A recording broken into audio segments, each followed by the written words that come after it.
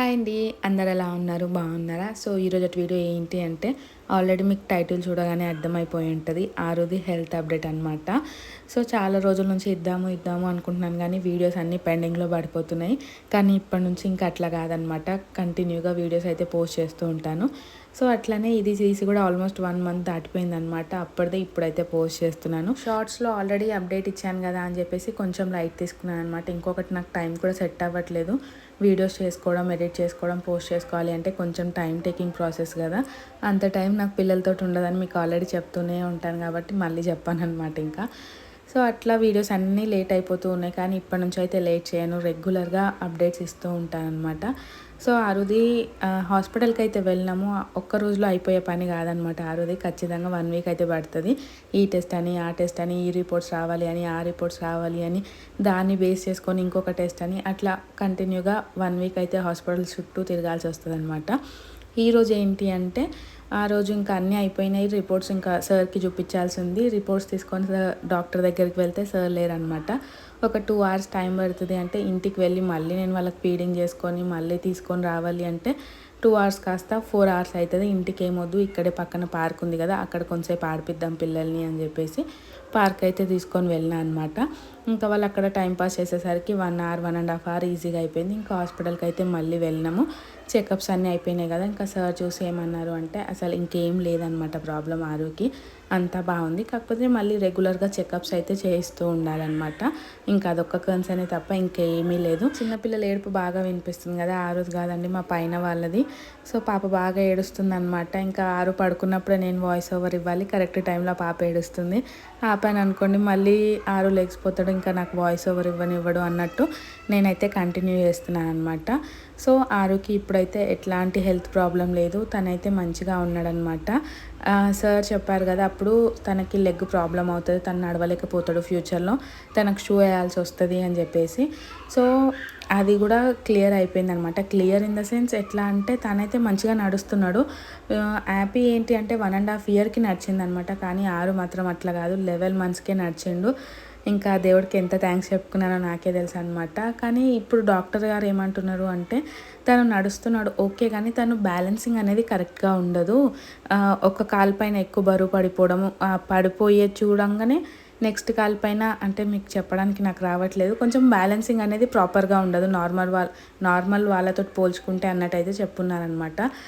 పర్లేదులే ఏదో ఒకటి, అట్లీస్ట్ తను నార్మల్గా నడుస్తున్నాడు ఏ సపోర్ట్ లేకుండా అనేసి అయితే కొంచెం హ్యాపీగా అయితే ఫీల్ అయినా అనమాట. లాస్ట్ టైం అప్పుడు వెళ్ళినప్పుడు సార్ అట్లా చెప్పేసరికి నేనైతే చాలా ఏడ్చిన. అంత ప్రాబ్లంలో నుంచి బయటకు వచ్చినాము అంటే మళ్ళీ ఇంకొక కొత్త ప్రాబ్లం ఏంది, దట్టు తను నడవలేకపోవడం ఏంది. పిల్లలందరూ ఆడుకుంటుంటే తను ఆ షూ వేసుకొని నడవలేకుండా ఎట్లా ఆడుకుంటాడో అసలు ఇమాజిన్ చేసుకోలేకపోయినా అనమాట. చాలా ఏడ్చిన, ఇంకేం చేయలేను అనేసి అయితే ఇంకా దేవుడి పైన భారం వేసి ఇంకా మండే ఫాస్టింగ్స్ అయితే స్టార్ట్ చేశాను కదా. అప్పుడు 100% చెప్తానమాట, ఇదైతే ఖచ్చితంగా శివయ్య బ్లెస్సింగ్స్ అని నేను బిలీవ్ చేస్తాను. సో నడవడు అనుకున్న పిల్లాడు 11 monthsకే నడుస్తున్నాడు అంటే ఇంకా అంతకన్నా నాకు ఏం హ్యాపీనెస్ ఉంటుంది చెప్పండి. దాని గురించి నేను చాలా ప్రే చేసుకున్నాను అనమాట ఆరు కోసము. ఫైనల్గా ఆరు అయితే మంచిగా నడుస్తున్నాడు. చూద్దాము ఆ బ్యాలెన్సింగ్ ప్రాబ్లం ముందు ఫ్యూచర్లో వస్తుందా, లేదంటే తను నార్మల్గానే అయిపోతాడా అన్నదైతే కొన్ని డేస్ వెయిట్ చేయాలంతే.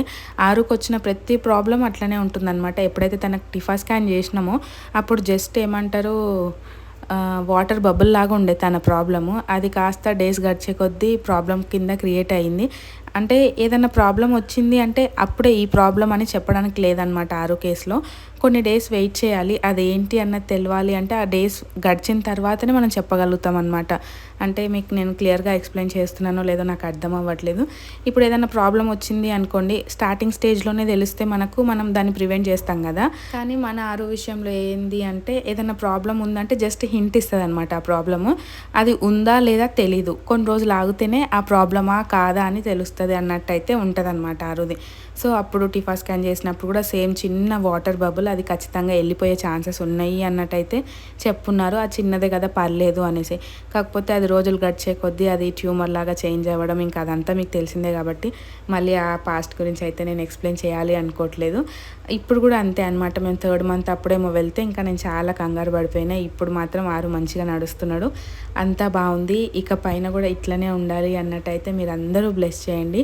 మీ అందరి బ్లెస్సింగ్స్ ఖచ్చితంగా ఆరు పైన ఉండాలి. మనకి ఎన్ని బ్లెస్సింగ్స్ ఉన్నా కూడా ఒక్క ఈవిల్ అయి ఉంటుంది చూడండి, అది బాగా తాకుతుంది అనమాట. దాన్ని నేను స్ట్రాంగ్గా బిలీవ్ చేస్తాను. మీరు బ్లెస్సింగ్స్ ఇవ్వకపోయినా పర్లేదు కానీ ఇంకొకటి అయితే ఇవ్వకండి. సో ఇది రిక్వెస్ట్ అన్నా అనుకోండి, ఏమన్నా అనుకోండి. అండ్ ఇంకొకటి ఆరు బర్త్డే చేయకపోవడానికి రీజన్ ఏంటి అంటే, ఆరు బర్త్డే చేస్తే ఖర్చు అయ్యే అమౌంట్ ఆరు చెకప్స్కి యూజ్ చేయొచ్చు కదా అన్న ఇంటెన్షన్ తోటి మేము బర్త్డే అయితే చేయలేదన్నమాట. అండ్ ఇంకొకటి ఆరుకి అప్పుడు అమౌంట్ బయట నుంచి తెచ్చాము అనేసి అయితే చెప్పున్నాను కదా, వాళ్ళు ఏంటి అంటే డైరెక్ట్గా మాకు అడగకుండా నలుగురితో చెప్పడం స్టార్ట్ చేసినారనమాట. అవంతా అట్లా వింటున్నప్పుడు మస్తు బాధ అనిపించింది అనమాట. ఇంకేం చేస్తాం, బాధపడడం తప్ప. తిరిగి అనాలి అంటే నిమిషం పట్టదు, కానీ వాళ్ళలాగా నేను కాదనమాట. సో వాళ్ళలాంటి మైండ్ సెట్ నాకు లేదు కాబట్టి నేను తిరిగి అనలేకపోయినా, అనను కూడా. వాళ్ళు అలా అంటున్నారు అంటే వాళ్ళు అదే అనమాట. సో అందుకనే వాళ్ళు అట్లా అంటున్నారు, నేను అనలేకపోతున్నాను కాబట్టి నేను ఇదే అనమాట. సో ఎవరి క్యారెక్టర్ వాళ్ళకి ఇండివిజువల్గా ఉంటుంది కాబట్టి నా క్యారెక్టర్ని నేను లూజ్ చేసుకోవాలి అనుకోవట్లేదు. సో ఇంతేనండి ఈరోజు వీడియో. ఈ వీడియో మీకు నచ్చిందని అనుకుంటున్నా. ఇన్ కేస్ మీకు కనుక నచ్చినట్టయితే లైక్ చేయండి, షేర్ చేయండి, కామెంట్ చేయండి. అండ్ సబ్స్క్రైబ్ చేసుకోవడం మాత్రం అస్సలు మర్చిపోవద్దు.